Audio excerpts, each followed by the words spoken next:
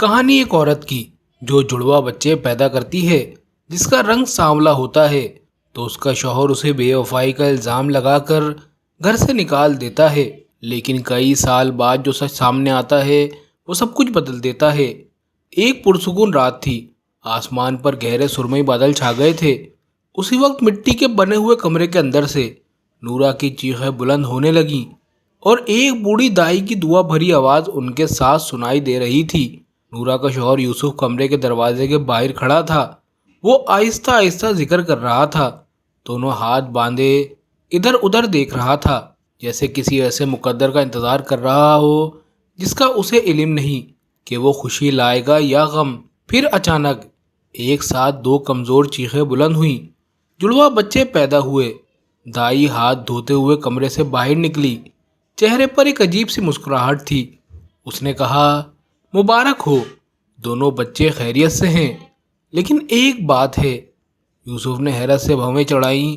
دائی نے دھیمی آواز میں کہا، ان دونوں کا رنگ سانولا ہے، جیسے کسی دور دیس کے لوگ ہوں۔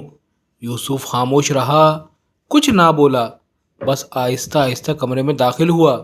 اس نے تھکی ہوئی نورا کی طرف دیکھا، پھر اس کے پہلو میں سوئے دونوں بچوں کی طرف دیکھا۔ چند لمحے کافی تھے کہ اس کے دل میں شک کی آگ بھڑک اٹھی۔ اس نے بھاری آواز میں کہا، یہ کیا ہے نورا؟ نورا جو بمشکل آنکھیں کھول پا رہی تھی، ہلکی مسکراہٹ کے ساتھ بولی، اللہ نے ہمیں دو بیٹے عطا کیے ہیں، کیا یہ خوشی کی بات نہیں؟ لیکن یوسف نے کوئی جواب نہ دیا۔ وہ بغیر کچھ کہے باہر چلا گیا، نہ بچوں کو چھوا، نہ مسکرایا، نہ اس کی آنکھوں میں دوبارہ دیکھا۔ اگلے دن یوسف اپنے بچوں کو دیکھنے نہیں آیا، نہ ہی اس نے گاؤں میں کسی کو ان کی پیدائش کے بارے میں بتایا۔ آہستہ آہستہ افواہیں دھوئیں کی طرح گاؤں میں پھیلنے لگیں۔ یوسف کی ماں دروازے پر کھڑی آسمان کی طرف دیکھتی اور سر ہلاتے ہوئے افسوس سے کہتی، ان کا رنگ نہ ہم جیسا ہے نہ اس جیسا۔ اندر نورا دونوں بچوں کو سینے سے لگا کر بیٹھی تھی، ہونٹوں پر ان کے نام آہستہ آہستہ دہرا رہی تھی، حالانکہ اس نے ابھی ان کے چہرے بھی ٹھیک سے نہیں دیکھے تھے۔ اگلے دن یوسف گھر میں داخل ہوا، اس کی آنکھوں میں سختی بھری ہوئی تھی۔ اس نے بغیر کسی تہمید کے کہا، میں ابھی سچ جاننا چاہتا ہوں۔ نورا نے سر اٹھایا، وہ اپنے ایک بچے کو سینے سے لگائی ہوئی تھی اور آہستہ آواز میں بولی، کون سا سچ؟ یہ تمہارے ہی بچے ہیں یوسف۔ یوسف چیخا، بس بہانہ نہ بناؤ، کیا تم مجھے دھوکہ دیتی رہی ہو؟ کیا تم مجھ سے کچھ چھپا رہی تھی؟ نورا کو ایسے لگا جیسے زمین اس کے نیچے ہل گئی ہو، دل زور زور سے دھڑکنے لگا، مگر وہ روئی نہیں۔ اس نے پر اعتماد لہجے میں کہا، میں نے تمہیں کبھی دھوکہ نہیں دیا، خدا کی قسم، نہ میں کبھی اپنے گھر سے باہر نکلی، نہ ہی کسی دوسرے مرد کی طرف دیکھا، مگر جب شک دل میں گھر کر جائے تو پھر کسی ثبوت کی ضرورت نہیں رہتی۔ یوسف کی ماں اور بہن ہر روز اس کے دل میں شک کے بیج بوتی رہتی، کبھی سرگوشیوں میں، کبھی اشاروں میں کہ بچے کالے کیوں ہیں، یہ تو شرم کی بات ہے۔ اگلی صبح نورا دروازے پر کھڑی تھی، دونوں بچوں کو باہوں میں اٹھائے ہوئے۔ پیچھے یوسف کھڑا تھا، جس نے دروازہ بند کر دیا بغیر الوداع کہے، بغیر وضاحت دیے، بغیر کسی اعتراف کے۔ نورا مٹی بھرے راستوں پر چلتی گئی، جیسے وہ کبھی کسی کی بیوی ہی نہ رہی ہو، جیسے وہ ابھی ماں نہیں بنی ہو۔ جس کے گھر سے گزرتی کھڑکیاں بند ہو جاتیں اور عورتیں سرگوشیاں کرتیں، یہ وہی ہے جس نے یوسف کو رسوا کیا ہے۔ لیکن نورا نے کچھ نہیں کہا، نہ روئی، بس دونوں بچوں کو سینے سے لگائے تھکی ہوئی ٹانگوں اور ٹوٹے دل کے ساتھ چلتی رہی۔ نہ اسے معلوم تھا کہاں جانا ہے، نہ یہ کہ اسے کون پناہ دے گا، مگر اسے یقین تھا کہ وہ بے قصور ہے اور وقت ایک دن سچ کو ظاہر کرے گا۔ وہ گاؤں کے کنارے پہنچ گئی، جہاں گھروں کا سلسلہ ختم ہو جاتا ہے اور ویران کھیت شروع ہو جاتے ہیں۔ اس کے پاؤں کیچڑ میں دھس گئے، کپڑے بارش سے تر تھے اور دونوں بچے سردی سے کانپتے ہوئے رو رہے تھے، ایسی گرمی ڈھونڈ رہے تھے جو ان کی ماں کے پاس اب باقی نہیں تھی۔ اتنے میں ایک بوڑھی عورت وہاں سے گزری، جسے سب ارشد کے نام سے جانتے تھے۔ اس نے نورا کو طرز بھری نظروں سے دیکھا اور پوچھا، بیٹی تو اس حال میں کیوں ہے؟ کہاں جا رہی ہے؟ نورا نے جواب دیا، کسی ایسی جگہ جہاں مجھے دھوکہ دینے والی نہ کہا جائے۔ ارشد نے کچھ اور نہیں پوچھا، بس قریب ایک پرانے کچے جھونپڑے کی طرف اشارہ کرتے ہوئے کہا، ادھر جا، آج کی رات وہیں گزار لے، وہاں صرف ہوا کا بسیرا ہے، مگر ان دروازوں سے بہتر ہے جو تیرے منہ پر بند ہو چکے ہیں۔ نورا نے سر ہلایا، آنسوؤں سے بھیگی آنکھوں سے شکریہ ادا کیا اور اس جھونپڑے میں داخل ہو گئی جو ایسا لگتا تھا جیسے زمانے نے اسے کب کا بھلا دیا ہو۔ نورا نے دونوں بچوں کو ایک پرانی پھٹی ہوئی کپڑے کی چادر پر لٹا دیا اور خود زمین پر جھک کر خاموشی سے رونے لگی۔ وہ سوچ رہی تھی کہ یہ کیسی زندگی ہے جہاں حیا کی سزا رسوائی سے دی جاتی ہے اور ایک شوہر کیسے قاضی اور جلاد بن جاتا ہے۔ مگر وہ زیادہ دیر رونے کی عیاشی نہیں رکھتی تھی کیونکہ بچوں کے پیٹ میں بھوک زور سے گونجنے لگی تھی۔ دوسری طرف گاؤں میں یوسف مختار اور چند مردوں کے ساتھ بیٹھا تھا۔ وہ ظاہری طور پر مضبوط دکھنے کی کوشش کر رہا تھا مگر اس کی آواز لرز رہی تھی۔ مختار نے کہا، اے یوسف، کیا تمہیں یقین ہے وہی نورا جسے لوگ ہمیشہ پاک اور نیک جانتے تھے؟ یوسف کی ماں فوراً بولی، کیا تم نے ان بچوں کو دیکھا ہے؟ کیا تم نے ان کی رنگت نہیں دیکھی؟ کیا ایسا سیاہ رنگ ہمارے خاندان سے ہو سکتا ہے؟ مختار نے سر جھکا کر سنجیدگی سے کہا، اگر تمہیں شک ہے تو جا کر ان کا معائنہ کراؤ۔ بغیر ثبوت کے یوں نکال دینا ظلم ہے، اور ظلم آگ ہے جو جلائے بغیر نہیں رہتی۔ لیکن یوسف نے سختی سے سر ہلایا اور کہا، مجھے کسی جانچ کی ضرورت نہیں، میرا دل خود گواہی دے چکا ہے جو میں نے دیکھا۔ دوسری طرف نورا اپنے بچوں کو اپنے مرجھائے سینے سے دودھ پلا رہی تھی اور خود سے بول رہی تھی، ہم نہیں ہاریں گے، میں تم دونوں کے لیے ماں بھی بنوں گی اور باپ بھی، یہاں تک کہ وہ دن آ جائے جب سچائی خود بولے گی، ایک زبان سے جو جھوٹ نہیں بولتی۔ دن گزرتے گئے اور نورا ابھی بھی اسی پرانے کچے جھونپڑے میں رہ رہی تھی۔ وہ خشک ٹہنیوں سے ہلکی آگ جلا کر باسی روٹی گرم کرتی، بچے راتوں کو روتے رہتے اور سناٹے میں اس کی ہر سسکی چیخ کی طرح لگتی تھی۔ ایک صبح ارشد ایک چھوٹا سا برتن لے کر آئی جس میں دودھ تھا اور ایک صاف کپڑا۔ اس نے کہا، میں نے تمہیں خواب میں دیکھا کہ تم رو رہی ہو، میرا دل نہیں مانا کہ تمہیں یوں چھوڑ دوں۔ نورا نے آنسو بھری آنکھوں سے اس کا شکریہ ادا کیا مگر کچھ بول نہ سکی، بس اس کے ہاتھ پکڑ کر چوم لیے۔ اسی رات جب دونوں بچے سو چکے، نورا اکیلی بیٹھی سوچنے لگی کہ ان کے کیا نام رکھے۔ اس نے آنسو پوچھتے ہوئے کہا، تمہارا نام کریم ہوگا اور دوسرے کا نام احسان، شاید تم دونوں اپنے ناموں کی طرح باعزت اور نیک بنو، زمانے کے ہر امتحان کے سامنے مضبوط رہو۔ ادھر گاؤں میں یوسف مردوں کی محفل میں بیٹھا تھا جیسے اپنے کیے کا جواز ڈھونڈ رہا ہو۔ ایک شخص جس کا نام فہد تھا وہ بولا، یاد ہے یوسف، تمہاری دادی کسی اور گاؤں سے تھیں اور وہ سیاہ فام تھیں، جنوب سے آئی تھیں، ان کا رنگ بھی ان بچوں جیسا تھا۔ محفل میں خاموشی چھا گئی۔ پھر ایک اور شخص بولا، ہو سکتا ہے خون میں کچھ ایسی باتیں ہوں جو کئی نسلوں بعد ظاہر ہوتی ہیں۔ لیکن یوسف غصے سے چلایا، بس کرو، صفائیاں مت دو، میں شک کے ساتھ نہیں جی سکتا جو مجھے ہر روز اندر سے کھا جاتا ہے۔ شام کے وقت اس کی بہن اپنی ماں کے گھر کے پرانے لکڑی کے صندوق میں ایک پرانا لباس ڈھونڈ رہی تھی۔ تلاش کے دوران اسے ایک پرانی تصویر ملی، ایک عورت کی جو مسکرا رہی تھی، سانولی رنگت والی، اور اس کی آنکھیں یوسف کے بیٹے کریم جیسی تھیں۔ اس نے ماں سے پوچھا، یہ کون ہے؟ ماں لمحہ بھر کے لیے جھٹکی، پھر بولی، یہ تمہارے باپ کی دادی ہے، وہ ایک دور کے قبیلے سے تھیں، اور زیادہ سوال مت کرو، یہ ایک بند صفحہ ہے۔ مگر وہ سوال اس لڑکی کے دل میں بند نہ ہوا، بلکہ جیسے اس کے دل میں ایک تالاب کھلنے لگا ہو، ایک بھاری قفل کی چابی بن کر۔ یہاں نورا صبح جھونپڑی سے نکلی تاکہ لکڑیاں جمع کرے۔ اندر اس کے دونوں بچے ایک پرانے کمبل میں لپٹے سوئے ہوئے تھے۔ وہ سر جھکائے چل رہی تھی تاکہ لوگوں کی نظریں اس پر نہ پڑیں، لیکن تقدیر نے اسے زیادہ دیر سکون نہ دیا۔ اچانک باڑوں کے درمیان سے ایک عورت نکلی اور اپنے بچوں پر چیخنے لگی، اس عورت کے پاس مت جانا، یہ وہی عورت ہے جس نے اپنے شوہر سے دھوکہ کیا اور ناجائز بچوں کو جنم دیا۔ نورا ٹھٹک کر رہ گئی اور اس کی باتیں اس کو ایسے لگی جیسے کسی نے اس پر پتھر برسائے ہوں، نہ کہ الفاظ۔ اس نے زمین کی طرف دیکھا اور دکھ بھرے لہجے میں کہا، اللہ سے ڈرو، لوگوں پر جھوٹے الزام مت لگاؤ۔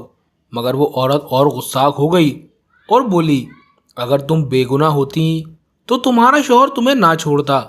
پھر اس نے نورا کے قدموں کے قریب تھوکا اور اپنے باڑے کا دروازہ زور سے بند کر لیا۔ دروازے کے پیچھے سے کچھ عورتوں کی ہنسی سنائی دی۔ نورا خشک آنکھوں کے ساتھ واپس اپنی جھونپڑی میں چلی گئی۔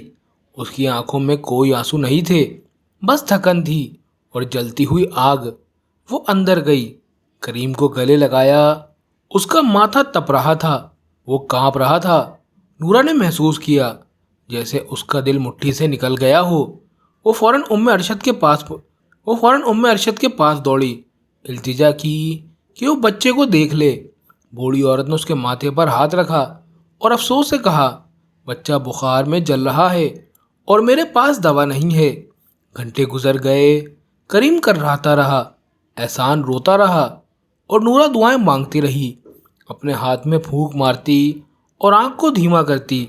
ایک لمحے کی کمزوری میں اس نے سوچا کہ یوسف کے گھر چلی جائے، صرف دوا مانگنے کے لیے، مگر پھر رک گئی اور خود سے کہا، میں اس دروازے پر نہیں جاؤں گی جو میرے لیے اس وقت بند ہو گیا تھا جب میں خون میں لت پت تھی۔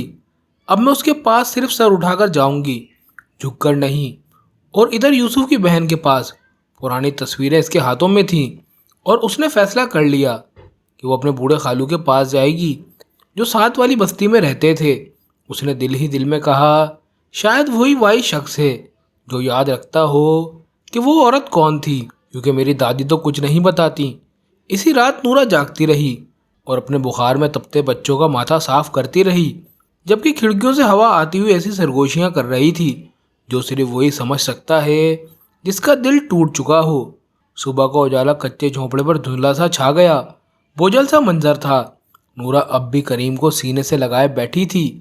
اس کا بخار کچھ کم ہوا، مگر اس کی ہلکی ہلکی کرراہیں نورا کے دل کو چیر رہی تھیں۔ اس کے پاس اب نہ تو کوئی جڑی بوٹی بچی تھی نہ دودھ، بس آسمان کی طرف دیکھتے ہوئے دل سے کہہ اٹھی، یا رب تو مجھ سے زیادہ رحم والا ہے، اسے شفا دے یا مجھے اس کے ساتھ لے لے۔ دوسری بستی میں یوسف کی بہن اپنے خالو شیخ خلیل کے سامنے بیٹھی تھی۔ وہ بوڑھا سا بزرگ تھا، 70 سال سے اوپر عمر ہو چکی تھی، بینائی کمزور مگر یادداشت بالکل درست۔ لڑکی نے تصویر آگے بڑھاتے ہوئے کہا، خالو یہ کون ہے؟ میری ماں کہتی ہیں کہ یہ میرے باپ کی دادی ہیں، مگر انہیں کچھ یاد نہیں۔ شیخ نے تصویر کو دیر تک دیکھا، کچھ لمحے خاموش رہے، پھر پر اعتماد لہجے میں بولے، یہ زبیدہ ہیں، تمہارے خاندان کی بزرگ۔ وہ ایک افریقی نیک خاندان سے تعلق رکھتی تھیں۔ وہ 50 سال سے زیادہ پہلے اس علاقے میں آئیں اور لوگ انہیں ام ذو الساکن یعنی ساکن سایہ والی عورت کے نام سے جانتے تھے۔ لڑکی نے حیرت سے سانس روکا تو وہ بھی تو نورا کے بچوں کی طرح سانولی رنگت والی تھیں۔ شیخ خلیل نے سر ہلایا، ہاں بالکل، مگر وہ نہایت نیک اور با اخلاق عورت تھی، لیکن اس وقت کے گاؤں والے انہیں آسانی سے قبول نہیں کرتے۔ پھر اس نے افسوس سے کہا، کوئی حیرت نہیں کہ ان کا رنگ اور خون اب پوتوں میں ظاہر ہوا ہے، کیونکہ نسل کبھی دعا سے مٹتی نہیں۔ اسی لمحے لڑکی کے سامنے سچائی کا دروازہ کھل گیا، مگر وہ خود حیران تھی کہ کیا گھر والے سچ پر یقین کریں گے یا پہلے کی طرح اسے بھی جھٹلا دیں گے۔ وہ تصویر و خالو کی گواہی کے ساتھ واپس گاؤں کی طرف روانہ ہوئی۔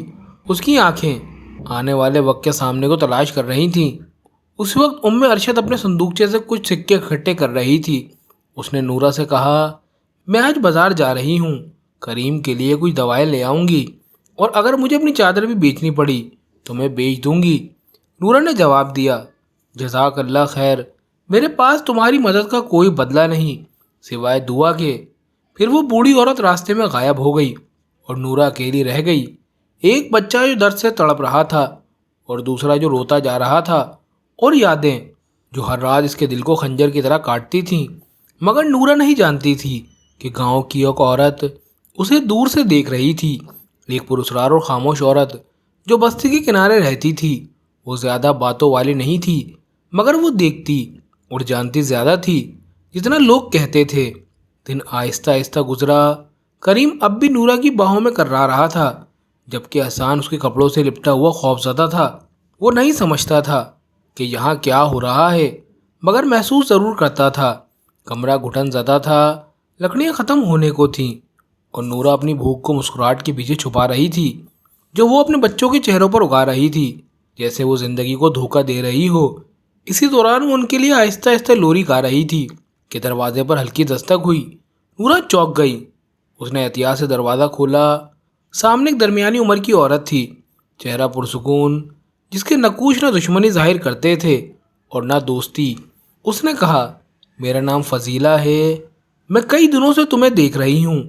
نورا ایک قدم پیچھے ہٹی، مگر فضیلہ نے کپڑے میں لپٹی ہوئی ایک چھوٹی پوٹلی نکالی اور کہا، اس میں بخار کی دوا ہے، میری نانی بنایا کرتی تھیں، یہ جسم کو سکون دیتی ہے اور بچے کو آرام دیتی ہے۔ نورا نے گھبراہٹ سے پوچھا، تم میری مدد کیوں کر رہی ہو؟ فضیلہ نے دکھ بھرے لہجے میں کہا، کیونکہ میں بھی کبھی تمہاری جگہ تھی، مجھے بھی میرے گھر سے نکال دیا گیا تھا، کیونکہ میری رنگت بھی سانولی تھی۔ حالانکہ میرے ماں باپ اسی زمین کے تھے، یہاں کے لوگ رنگ نہیں بھولتے، چاہے ہم اچھا ہی کیوں نہ کریں۔ نورا نے ہاتھ بڑھا کر وہ کپڑا لیا اور کہا، جزاک اللہ خیر، مجھے نہیں معلوم یہ کافی ہے یا نہیں، مگر میں تمہارا یہ احسان کبھی نہیں بھولوں گی۔ ادھر یوسف کی بہن اپنے ماموں کے پاس سے لوٹ آئی، تصویر اس کے ہاتھ میں تھی۔ وہ گھر میں داخل ہوئی اور پرعزم لہجے میں ماں سے کہا، میں نے سچ جان لیا ہے، یہ عورت جس کے بچوں کے رنگ پر تم مذاق اڑاتی ہو، وہ دراصل ہمارے دادا کی نسل سے ہے۔ ماں نے چونک کر کہا، چپ رہو، کیا پاگل ہو گئی ہو؟ تم چاہتی ہو لوگ کہیں ہم ملی جلی نسل کے ہیں، سب ہم پر ہنسیں گے۔ مگر اس بار لڑکی خاموش نہ رہی۔ اس نے سخت آواز میں کہا، بس کرو ظلم، تم نے کچھ دیکھا نہیں، صرف رنگ دیکھا اور سمجھا کہ وہ خیانت کی نشانی ہے۔ اسی لمحے یوسف بھی گھر میں آ گیا اور اس نے تمام باتیں سن لی۔ وہ تھکا ہوا غم سے بوجھل چہرہ لیے، پریشان اور کچھ نہ بولا اور ایک کمرے میں چل دیا۔ مگر اس کی نظروں میں وہ سختی نہیں تھی جو پہلے ہوا کرتی تھی۔ وہ الجھا ہوا لگ رہا تھا، جیسے اپنے اندر لڑ رہا ہو، جو کچھ سنا تھا اس کے درمیان اور جو شک اس کے دل میں بویا گیا تھا اس کے درمیان۔ یہاں کریم اس رات دوائی کھانے کے بعد پہلی بار سکون سے سویا۔ جب بخار کچھ کم ہوا تو نورا نے اس کے ماتھے پر بوسہ دیا اور کہنے لگی، مجھے لگنے لگا ہے کہ اللہ اپنے بندوں کو کبھی نہیں بھولتا، چاہے وہ دنیا کے کسی بھی کونے میں ہی کیوں نہ ہوں۔ اگلی صبح نورا چڑیوں کی آواز پر جاگی۔ کئی دنوں بعد اسے صبح کچھ کم ظالم لگی۔ کریم پرسکون نیند میں تھا اور حسان دروازے کے قریب چند کنکریوں سے کھیل رہا تھا، جبکہ سورج کی شعاعیں دیوار کے دروں سے اندر آ رہی تھیں اور کمروں میں ہلکی گرمی پھیلا رہی تھیں۔ نورا بیٹھ کر اپنا پھٹا ہوا لباس سی رہی تھی کہ اسے قدموں کی آہٹ سنائی دی۔ وہ فوراً اٹھ کھڑی ہوئی اور دروازے تک پہنچنے ہی والی تھی کہ اچانک دروازہ کھل گیا۔ دروازے پر یوسف کھڑا تھا، نظریں شرمندہ اور چپ، کچھ نہ بولا۔ یہ پہلی بار تھا جب اس نے اپنے بچوں کو اس دن کے بعد دیکھا جس دن اس نے نورا کو گھر سے نکالا تھا۔ اس کی آنکھیں جیسے خود بخود کریم کی آنکھوں سے جا ٹکرائیں اور اس کے اندر ایک لرزہ سا دوڑ گیا۔ نورا نے پرسکون لیکن زہر بھری نرمی سے کہا، کیا تم یہ دیکھنے آئے ہو کہ میں ابھی زندہ ہوں یا مر گئی؟ یوسف نے نظریں نیچے کر لیں اور بولا، مجھے بتایا گیا ہے کہ میری دادی سانولی تھیں۔ نورا نے حیرانی سے بھویں اٹھائیں اور بولی، اور کیا تمہیں یہ جاننے کے لیے میرا خون بہانا پڑا کہ یہ تمہارا ہی خون ہے؟ یوسف نے سر جھکاتے ہوئے کہا، اب میں کسی چیز کے بارے میں یقین نہیں رکھتا، بس دیکھنا چاہتا تھا بچوں کو۔ وہ 2 قدم اندر بڑھا تو حسان فوراً نورا کی طرف لپکا اور اس کے کپڑوں میں منہ چھپا لیا۔ کریم اب بھی سو رہا تھا، اس کے چہرے پر وہی نقش تھے جو نورا کو یوسف میں نظر آتے تھے، مگر وہ کہنا نہیں چاہتی تھی۔ نورا نے تلخی سے کہا، اب بھی تمہیں یقین نہیں آیا؟ اب بھی شک کی ایک کرن تمہیں اندھا کیے ہوئے ہے اس سب سے جو ہم نے ایک ساتھ جیا ہے؟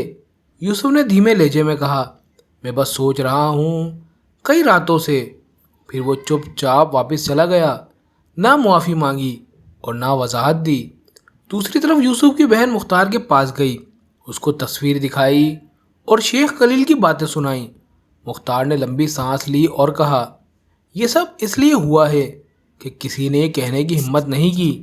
اور پھر اچانک کہا، مجھے نہیں معلوم، کیونکہ جب شک ایک مرد کے دل میں گھر کر لیتا ہے تو وہ گھر اجاڑ دیتا ہے، بچوں کو یتیم کرتا ہے اور خود بھی مر جاتا ہے۔ پھر وہ خود یوسف کے گھر گیا اور بولا، اگر اب بھی شک ہے تو بچوں کا ٹیسٹ کروا لو یا پھر اپنے ضمیر کا ٹیسٹ کرواؤ، شاید بیماری وہاں ہو۔ ادھر کوٹری میں نورا اپنے بچوں کو کہانیاں سنا رہی تھی، ایک بہادر سپاہی کی جس کے پاس ڈھال نہیں تھی مگر دل تھا جو کبھی نہیں ہارا۔ اس نے کہا، میں تم دونوں کو ہر چیز سے بچاؤں گی، چاہے اکیلی ہی کیوں نہ ہو۔ کئی دن گزر گئے، یوسف پھر سے اپنے پرانے خاموشی والے خول میں چلا گیا، مگر نورا اس کے انتظار نہیں کرتی تھی۔ وہ اپنے ٹوٹے کمرے کی مرمت میں مصروف تھی اور سردی کی لکڑیاں جمع کر رہی تھی جو ہوا کے ساتھ اپنے چہرے کو اشارہ دے چکی تھی۔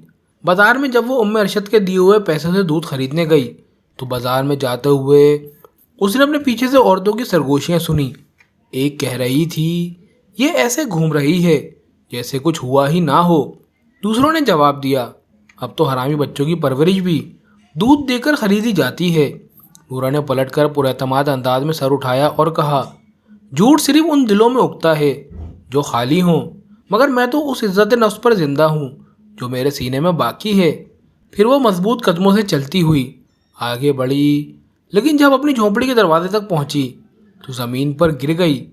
وہ بغیر آواز کے رو رہی تھی، صرف گرم آنسو مٹی کو بھگو رہے تھے۔ دوسری طرف یوسف شہر کے خاص ڈاکٹر کے پاس گیا اور اس سے پوچھا کہ کیا یہ ممکن ہے کہ بچوں کی رنگت سانولی ہو جائے حالانکہ والدین دونوں گورے ہوں۔ ڈاکٹر نے کتابیں اور کاغذات نکالے، پھر بولا، یہ بالکل ممکن ہے جب تک خاندان میں کسی ایک بزرگ کے اندر یہ جینز موجود ہو، چاہے وہ چھپے ہوئے ہی کیوں نہ ہوں۔ یہ وراثت جینیٹکس کی فطری بات ہے۔ یوسف گاؤں واپس لوٹا۔ راستے کی تھکن سے زیادہ اس کا ذہن کا دباؤ اسے توڑ چکا تھا۔ وہ نورا کے پاس نہیں گیا بلکہ خاموشی سے اپنے گھر جا کر بیٹھ گیا۔ وہ اپنے والد کی ایک پرانی تصویر دیکھنے لگا جس میں وہ بچپن میں اپنی سانولی دادی کے ساتھ کھڑے تھے۔ شام کے وقت نورا اپنے بچے کو کمبل اڑا رہی تھی کہ اچانک دروازے پر زور سے دستک ہوئی، پہلے سے کہیں زیادہ تیز۔ نورا نے دروازہ کھولا تو سامنے گاؤں کی ایک عورت کھڑی تھی۔ اس کا چہرہ غصے سے لال اور آواز بلند تھی۔ یہ عورت جمیلہ تھی۔ وہ چلائی، میرا بیٹا آج تیرے بیٹے کی وجہ سے لڑ پڑا۔ سب کا کہنا ہے کہ اس کی ماں بد کردار ہے اور وہ حرامی ہے۔ تو نے ہماری بستی میں یہ کیا بویا ہے؟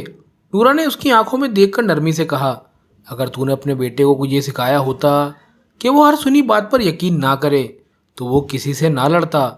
مگر وہ عورت غصے میں آ گئی۔ اس نے نورا کو زور سے دھکا دیا جس سے وہ تقریباً گر گئی اور وہ چیخ کر بولی، اگر تجھ میں ذرا سی بھی شرم باقی ہے تو یہ گاؤں چھوڑ دے۔ لوگ جمع ہو گئے مگر کسی نے نورا کا دفاع نہیں کیا اور سائے میں کھڑی فضیلہ یہ سب دیکھ رہی تھی۔ اس نے غصے سے مٹھی بھونچی اور دل میں کہا، اگر یہ تماشا بند نہ ہوا تو میں خود وہ پہلی ہوں گی جو آگ لگا دے گی۔ اگلی صبح میں نورا نیند سے اٹھی، دل بوجھل تھا لیکن اس کی آنکھیں بدل چکی تھیں، ان میں وہ ٹوٹی ہوئی نظر نہیں تھی۔ وہ اپنے بچوں کے سامنے بیٹھی، کریم کے ماتھے پر ہاتھ پھیرا اور آہستہ سے بولی، آج کے بعد ہم چھپیں گے نہیں۔ وہ کچے مکان سے باہر نکلی، ایک صاف لباس پہنا جسے اس نے اپنے ہاتھوں سے پیوند لگا رکھا تھا اور دوپٹے کو مضبوطی سے باندھا۔ پھر وہ بازار کی طرف چل پڑی جہاں گاؤں کے لوگ جمع تھے۔ عورت ہمیشہ کی طرح باتوں میں مصروف تھی مگر جیسے ہی انہوں نے نورا کو آتے دیکھا سب خاموش ہو گئے۔ نورا ان کے درمیان جا کر رک گئی، پھر بلند آواز میں بولی، جس کے دل میں پاکیزگی ہے وہ مجھ پر پہلا پتھر پھینکے اور جس نے ظلم کا ذائقہ چکھا ہے وہ اپنی نظریں جھکا لے۔ چند لمحوں کے لیے پورا مجمع خاموش ہو گیا، یہاں تک کہ بوڑھی عورتیں بھی کچھ نہ بول سکیں، کچھ نے تو شرمندگی سے اپنی نظریں جھکا لیں۔ نورا نے دوبارہ کہا، مجھے صرف اس لیے نکال دیا گیا کہ میرے بچے کا رنگ باپ جیسا نہیں، کیا اب جلد کی رنگت ہی بے وفائی کی نشانی بن گیا ہے؟ یہ جہالت خون سے بھی زیادہ طاقتور ہو گئی ہے۔ جمیلہ نے جواب دینا چاہا مگر اچانک فضیلہ آگے بڑھی اور بولی، میں گواہ ہوں، میں جانتی ہوں، جب عزت کے بجائے تمہارے سامنے ظلم کا پیالہ رکھ دیا جاتا ہے اب تم اکیلی نہیں رہو گی۔ عورتیں حیران رہ گئیں کیونکہ فضیلہ اپنی ساری زندگی خاموش رہی تھی، کسی کو اس کے ماضی کے بارے میں کچھ معلوم نہ تھا، لیکن آج وہ پہاڑ کی طرح مضبوط کھڑی تھی۔ نورا نے کہا، میں نے کبھی دھوکہ نہیں دیا مگر تم سب نے اپنی انسانیت کو دھوکہ دیا ہے جب تم نے بغیر یقین کے الزام پر یقین کر لیا۔ اسی لمحے گاؤں کے مختار وہاں پہنچا۔ اس نے سب کی باتیں سنی اور پرسکون لہجے میں کہا، ہم ایک عام مجلس بلائیں گے جہاں سب کو بولنے کا موقع ملے گا، دیکھتے ہیں کہ ظلم کا کوئی چہرہ ہوتا ہے یا عزت کو واپس آنے کا کوئی راستہ۔ ادھر دوسری طرف یوسف نے ساری رات جاگ کر گزار دی۔ وہ اپنے بچوں کی تصویر، ڈاکٹر کے الفاظ اور اس دن کی چیخیں یاد کر رہا تھا جب اس نے نورا کو دھتکارا تھا۔ اچانک وہ اٹھا، چھت پر گیا، آسمان کی طرف دیکھا اور کہا، اگر وہ واقعی میرے بچے ہیں تو میں دنیا کا سب سے برا باپ ہوں۔ دوپہر کے وقت وہ مختار کے گھر گیا، دروازے پر دستک دی اور مضبوط لہجے میں بولا، میں سب کے سامنے سچ کہنا چاہتا ہوں۔ اور پھر اگلا دن آیا۔ گاؤں کے تمام لوگ گاؤں کے میدان میں جمع ہو گئے۔ امام مختار مردوں کے درمیان کھڑے تھے اور عورتیں دیواروں کے پیچھے سے چہروں کو چھپ چھپ کر دیکھ رہی تھیں۔ سب کے چہرے تناؤ میں تھے اور آنکھیں انتظار کر رہی تھیں، کیونکہ سب نے سن رکھا تھا کہ یوسف آئے گا اور نورا بولے گی اور سچائی سب کے سامنے آنے والی ہے۔ یوسف سب سے پہلے اندر آیا۔ اس کا چہرہ تھکا ہوا تھا، جس پر پچھتاوے کی راتوں کے نشانات گہرے دکھائی دے رہے تھے۔ پھر نورا آئی، ایک سادہ لباس میں، ہاتھ میں کریم کو پکڑے ہوئے، اور اس کے پیچھے فضیلہ تھی جو حسان کا ہاتھ تھامے ہوئے تھی۔ مختار نے ہاتھ اٹھایا اور کہا، یہ مجلس حق کے لیے ہے، یہاں کوئی چیخ و پکار نہیں ہوگی اور کوئی دوسرا نہیں بولے گا۔ یوسف، تمہیں بات کرنے کا حق دیا جاتا ہے۔ یوسف نے گہری سانس لی، پھر بھاری اور بجھے ہوئے لہجے میں کہا، جب جڑواں بچے پیدا ہوئے میں نے ان میں کیسا رنگ دیکھا جو مجھے اجنبی لگا۔ شیطان نے میرے دل میں وسوسہ ڈالا، لوگوں نے بھی سنا اور میں نے تصدیق نہیں کی، نہ میں نے سامنا کیا، بس نورا کو گھر سے نکال دیا۔ وہ خاموش ہو گیا، پھر اپنی نظریں نورا کی طرف اٹھا کر بولا، اس نے اپنے دفاع میں کچھ نہیں کہا، نہ چیخی نہ لڑی، بس چلی گئی، اور میں نے سمجھا کہ اس کی خاموشی اس کا جرم ہے، حالانکہ دراصل وہ اس کی بچی ہوئی آخری عزت تھی۔ مختار نے پوچھا، اب کیا کچھ بدل گیا ہے؟ یوسف نے اپنی جیب میں سے ایک مہر لگی ہوئی چٹ نکالی، سب کے سامنے اٹھائی اور کہا، میں نے شہر میں ایک طبی معائنہ کروایا ہے، جڑواں بچوں کا ڈی این اے میرا ہی ہے، وہ میرے ہی بیٹے ہیں، اس میں کوئی شک نہیں ہے۔ لوگوں میں سرگوشیاں ہونے لگیں، کچھ پیچھے ہٹ گئے اور بہت سے چہروں پر حیرت کے آثار نمایاں ہو گئے، مگر نورا ڈوئی نہیں، بس ایک لمبی، خاموش اور بھری ہوئی نظر یوسف پر ڈالی، ایک ایسی نظر جس میں وہ سب کچھ تھا جو اس نے کبھی نہیں کہا۔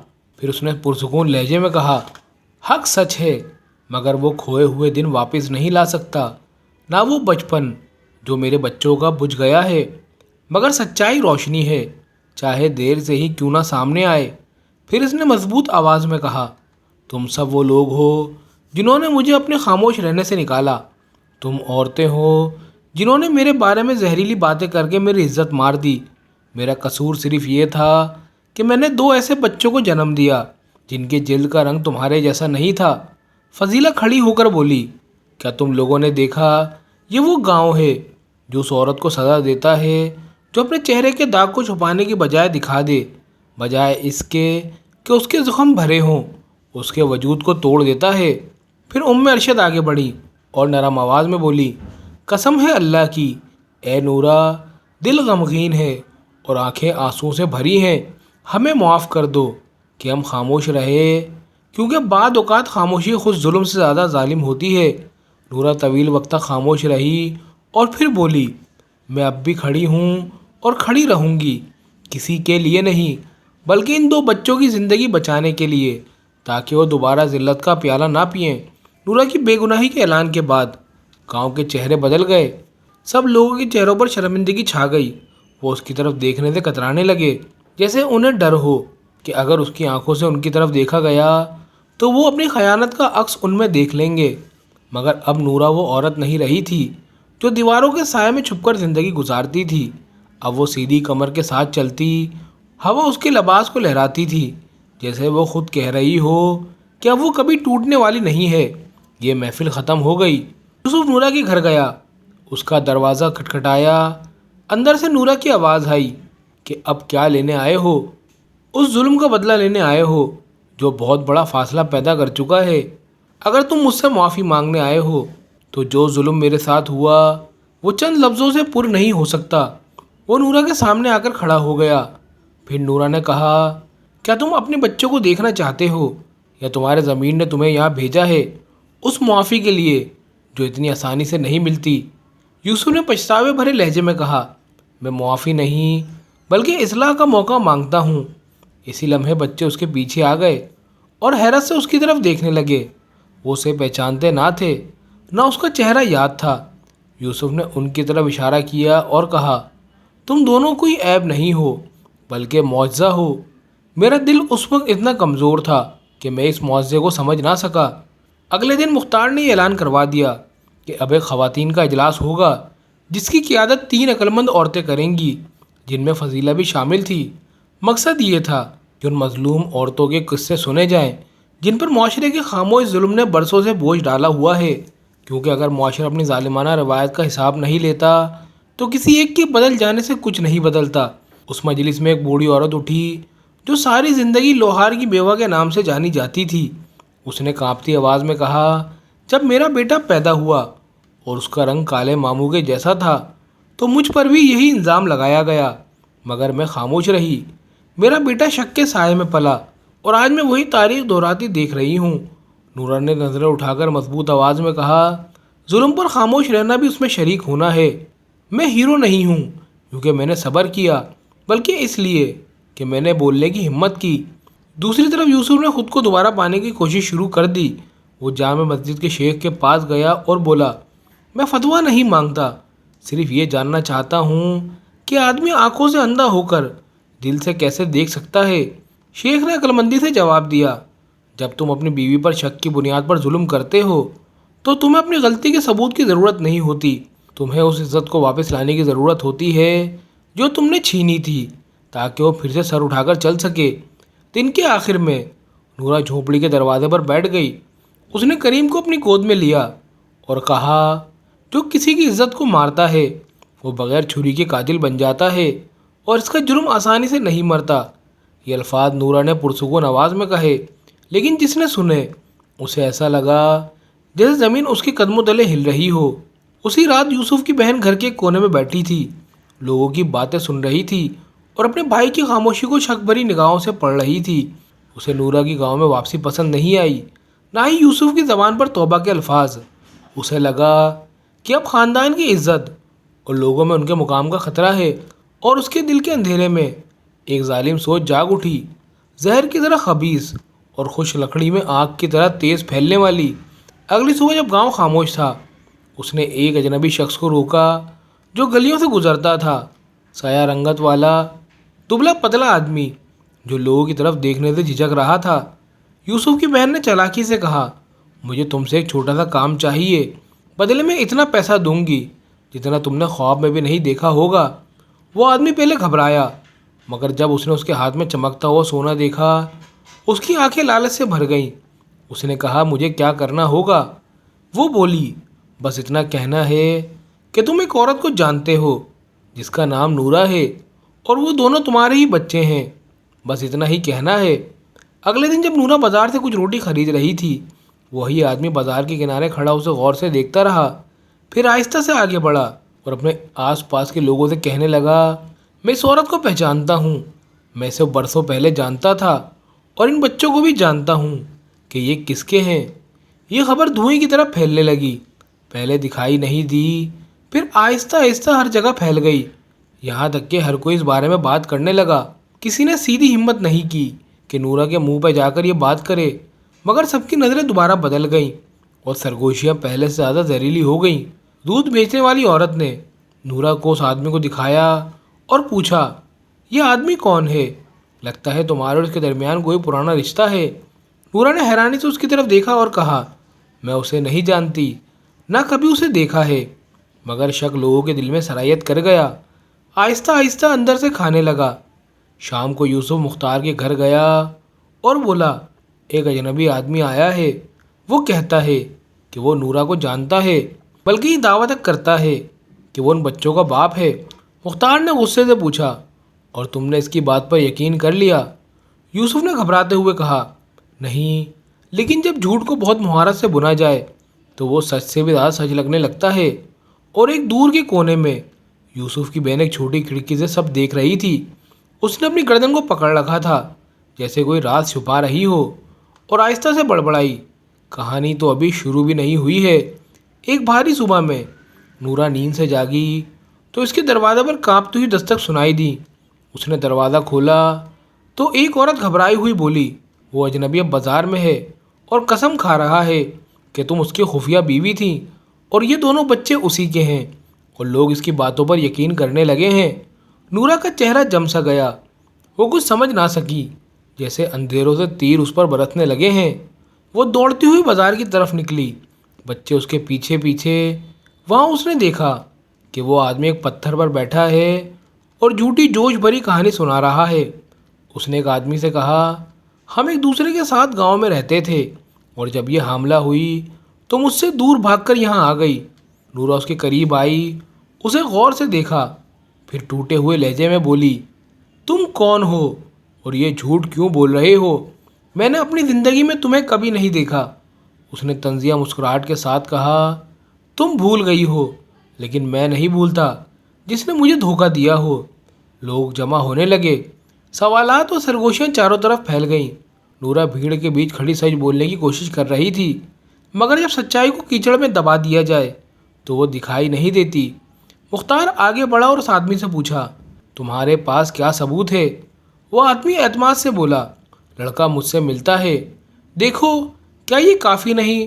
اس وقت اندر سے ابلتے غصے کے ساتھ یوسف پہنچا۔ اس نے ہجوم دیکھا، الفاظ سنے اور کچھ دیر کے لیے خاموش کھڑا رہا۔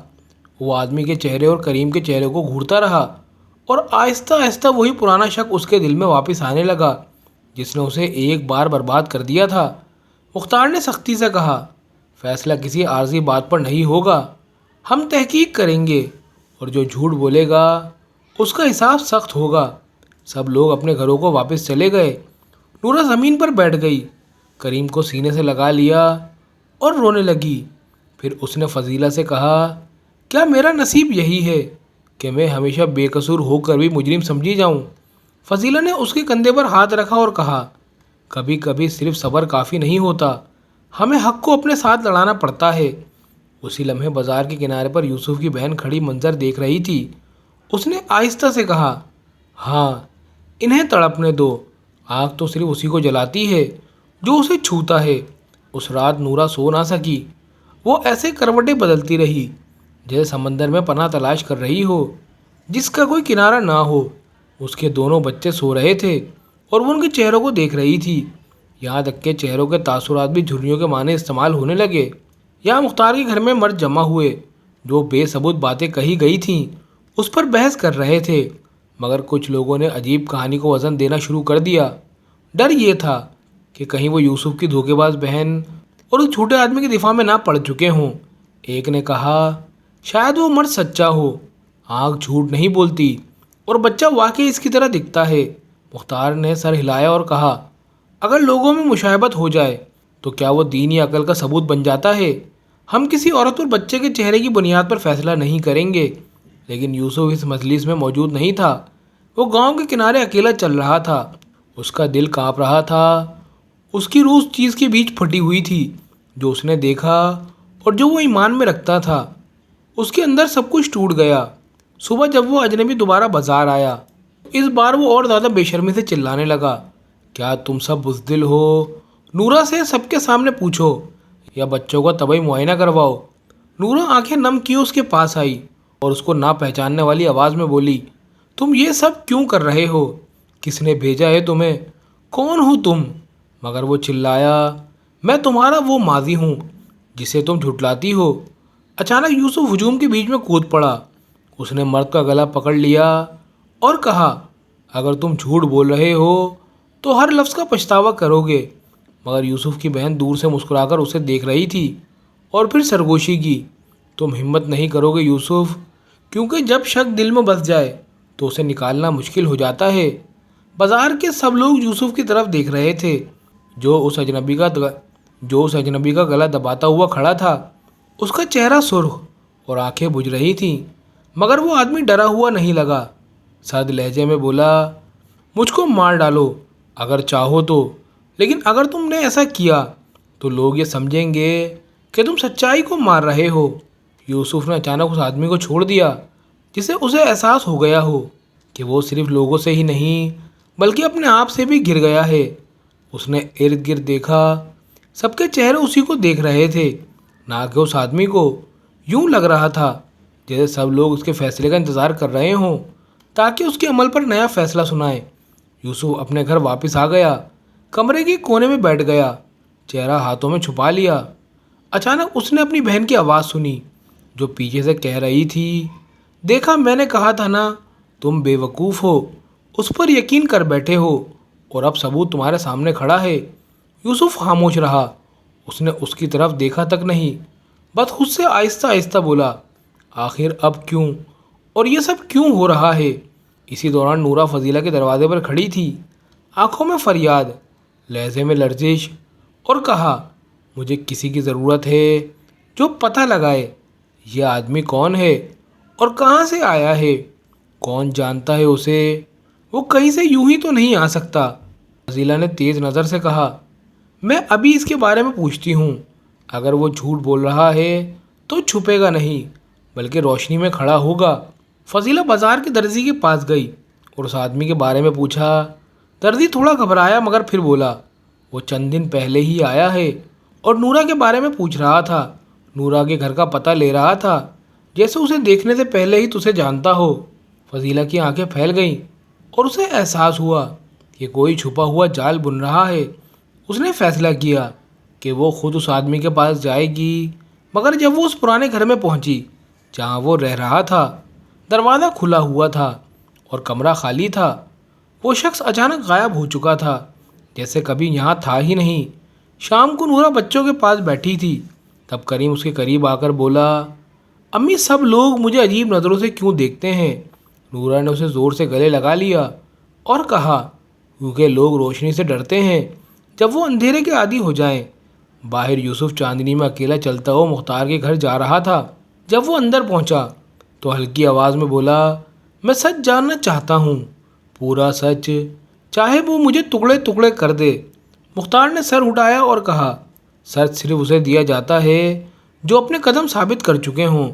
ادھر یوسف کی بہن دوبارہ اس پرانے گھر میں گئی، اس کے ہاتھوں میں سکوں کی تھیلی تھی۔ وہ دیر تک انتظار کرتی رہی مگر وہ آدمی واپس نہ آیا۔ وہ غصے سے بولی، اب سب کچھ برباد مت کرو، ابھی نہیں، جب تک کہ کہانی ختم نہ ہو جائے جیسے میں چاہتی ہوں۔ اگلی صبح ابر آلود آسمان کے نیچے فضیلہ تیزی سے مختار کے دروازے پر پہنچی۔ اس کے ہاتھ میں ایک کاغذ تھا، اس کی آنکھوں میں ایک نئی چمک نظر آ رہی تھی۔ اس نے اس سے کہا، جب میں نے تحقیق کی تو مجھے بازار میں ایک آدمی ملا۔ اس نے کہا کہ اس نے اس اجنبی آدمی کو کئی سال پہلے ایک دور ملک میں دیکھا تھا اور وہ وہاں ایسے ہی مقدمات میں جھوٹی گواہیاں دینے کے بدلے پیسے لیتا تھا۔ مختار کا دل زور زور سے دھڑکنے لگا اور اس نے پوچھا، کیا وہ شخص یہ بات سب کے سامنے کہنے کی ہمت رکھتا ہے؟ اس نے جواب دیا، ہاں، لیکن ایک شرط پر، کہ تم اسے حفاظت کی ضمانت دو گے، کیونکہ وہ بدلہ لیے جانے سے ڈرتا ہے۔ دوسری طرف نورا گھر کے صحن میں بیٹھی تھی، اس کے ہاتھوں میں چاندنی کا ایک پرانا کنگن تھا، وہ گھبراہٹ سے اسے تھامے ہوئے تھی۔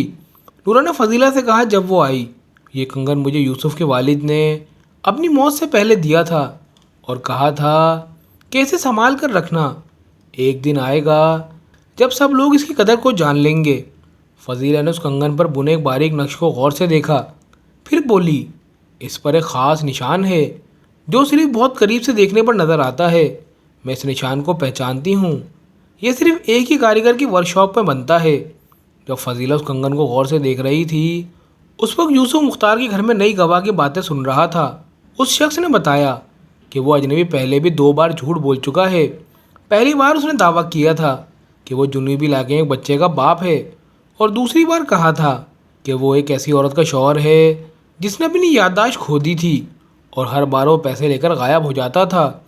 یوسف کچھ لمحوں کے لیے خاموش رہا، پھر غصے سے میز پر ہاتھ مار کر بولا، اس بار اسے کس نے بھیجا ہے؟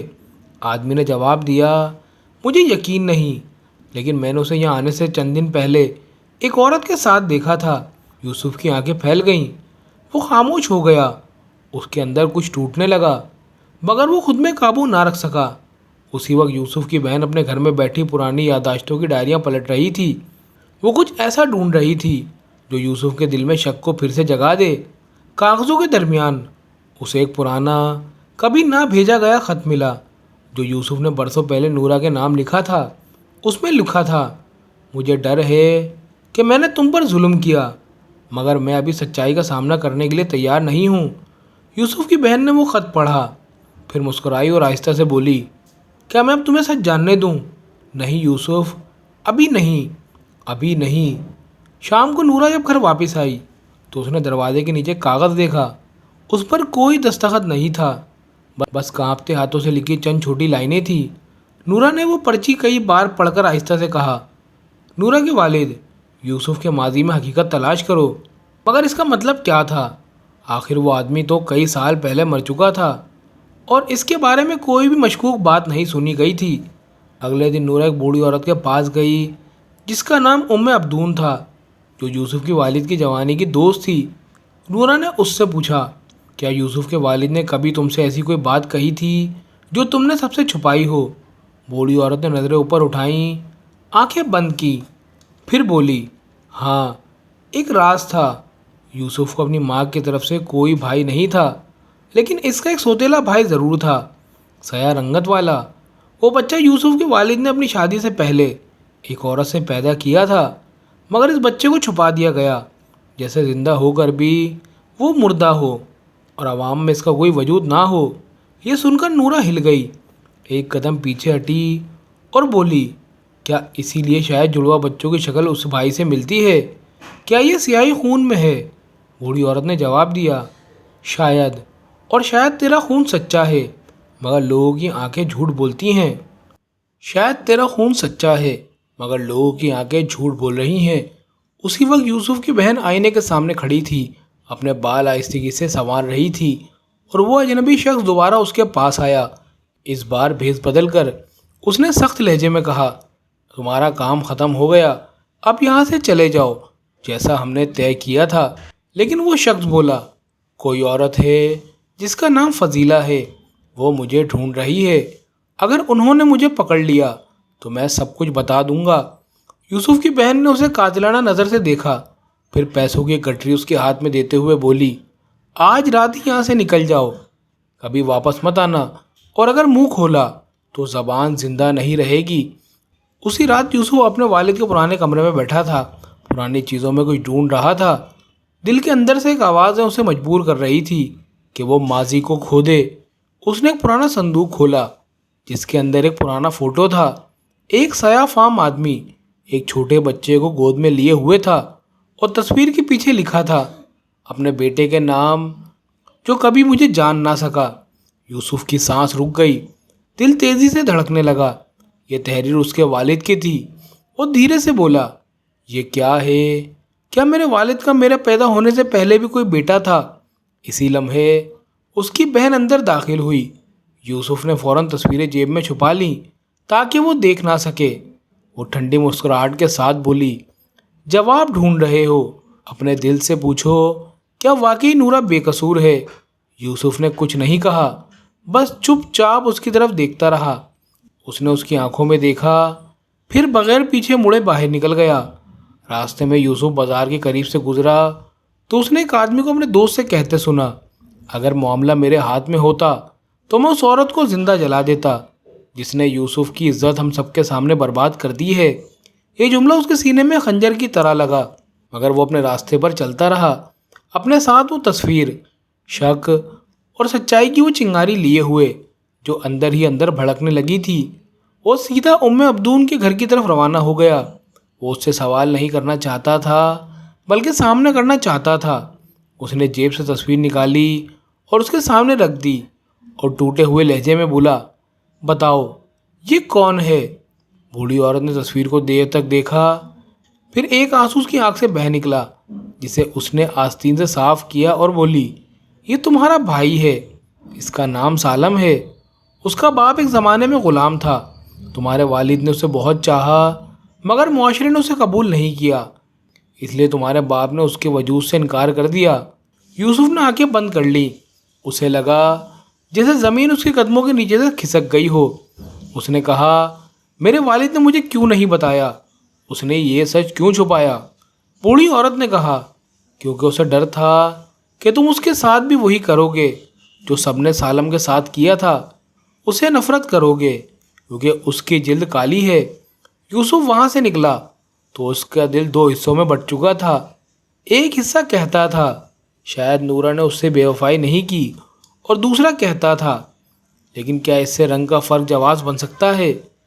اور یہاں نورا کے دل میں کمزوری اترنے لگی۔ اسے لگا جیسے سانسیں بھاری ہو گئی ہوں۔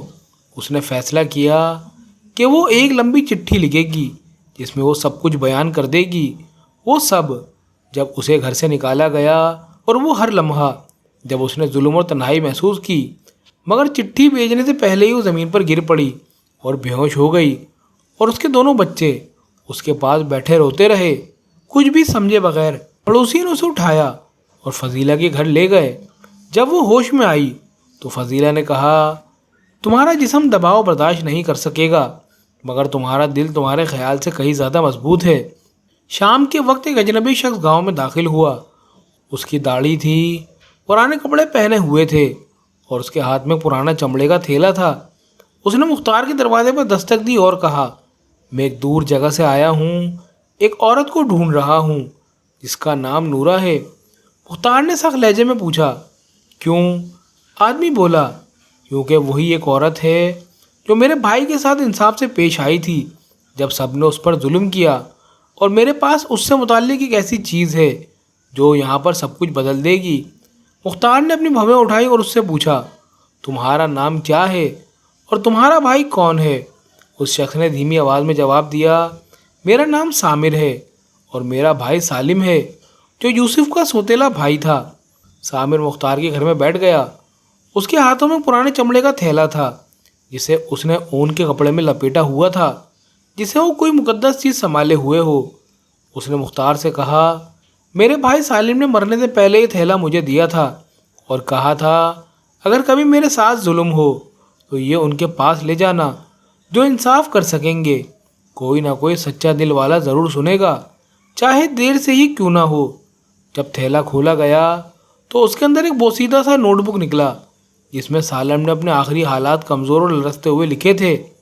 مختار نے وہ تحریر پڑھنی شروع کی جبکہ سامر کہہ رہا تھا میرا بھائی بہت نیک انسان تھا، اس نے ظلم سہ کر زندگی گزاری اور مر گیا بغیر اس کے کہ اس کے والد کا بیٹا کبھی جان پاتا کہ اس کا ایک بھائی بھی ہے جو بالکل اس کی طرح دکھتا ہے۔ ایک سطر میں سالم نے لکھا تھا اگر میں مر جاؤں تو یوسف کو بتانا کہ میں نے اسے اس کی پہچاننے سے پہلے ہی معاف کر دیا تھا اور میں نے نورا کو اتفاق سے دیکھا تھا۔ اس دن جب مجھے بستی سے نکالا جا رہا تھا اس نے میرے بچوں کو پانی دیا تھا اور وہ خود بھی رو پڑی تھی بغیر یہ جانے کہ میں کون ہوں۔ یہ بات سن کر مختار کے لبوں سے بے اختیار نکلا یا اللہ، کیا یہ وہی شخص تھا جسے لوگوں نے ایک دن نورا کے قریب دیکھا تھا؟ اسی دوران یوسف اپنے کمرے میں بیٹھا تھا، اپنے والد و سالم کی تصویروں کو غور سے دیکھ رہا تھا۔ شک اور سوالات نے اس کا دم گھونٹ رکھا تھا۔ اچانک اس کی بہن اندر آئی، بغیر اجازت کے بیٹھ گئی اور طنزیہ لہجے میں بولی لگتا ہے اب تم کمزور پڑنے لگے ہو، کیا اسی لیے پرانی تصویریں دیکھ رہے ہو؟ یوسف نے کچھ دیر اسے دیکھا، پھر کہا کیا تم کسی سالم نام کے شخص کو جانتی ہو؟ اس کی بہن کا چہرہ لمحہ بھر کے لیے جم سا گیا، پھر بناوٹی انداز میں بولی نہیں، وہ کون ہے؟ یوسف نے کہا میرا خیال ہے وہ میرا بھائی ہے، یا پھر شاید میرے باپ کے ماضی کا کوئی سایہ، اور شاید وہی نورا کے معاملے کی سچائی سمجھنے کی چابی ہے۔ وہ جواب دینا چاہتی تھی مگر خاموش رہی، صرف اٹھی اور کمرے سے باہر نکل گئی، مگر اس کے چہرے کا رنگ بدل چکا تھا۔ دوسری طرف نورا کچھ سمجھ چکی تھی۔ وہ فضیلہ کے ساتھ یوسف کی والد کی قبر پہ گئی، وہاں خاموشی سے بیٹھی رہی، پھر بولی اگر تو دیکھ رہا ہے تو گواہ رہے کہ میں نے تیرا حق نہیں توڑا، تیرا دل آج بھی تیرے بیٹے کے دل میں زندہ ہے۔ اگر لوگ مجھ پر یقین نہ کریں تو گواہ رہے، اے نظروں سے اوجھل مگر دل میں بسے ہوئے۔ اسی لمحے ایک ناقابل فراموش لمحہ آیا۔